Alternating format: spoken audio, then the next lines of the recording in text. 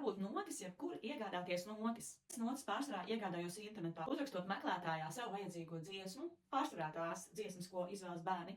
Tās ir angļu valodā, un tad piemeklēju atbilstošu grūtības pakāpi vai līmeni tām prasmēm, ko bērns reāli prot un var nospēlēt. Bet Latvijā ir arī mūzikas veikals tāds kā Mūzikas bāze, Mūzika Baltika, kur tu vari iegādāties gan grāmatas mūzikas apmācībai, gan savam priekam un hobijam. Tur tu atradīsi gan dziesmu grāmatas jaunākās, gan kora dziesmu grāmatas, gan grāmatas dažādiem instrumentiem. Klavieru spēlē tās būs visdažādākās grāmatas.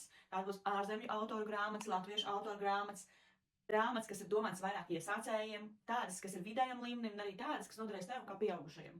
Mīnus gan tas, ka tev bišķiņi jāsaprot kaut kas no notīm un jāatpazīst viņas, jo šķirstot to grāmatu, tu apmēram sapratīs, kādam līmenim tā grāmata ir domāta. Tev ir nepieciešams saprast savu klavierspēles līmeni, kā vecākam zināt savu bērna klavierspēles līmeni, un tad tu vari piemeklēt atbilstoši to grāmatu, kas bērnam patiktu un kuru viņš varētu spēlēt brīvā laikā.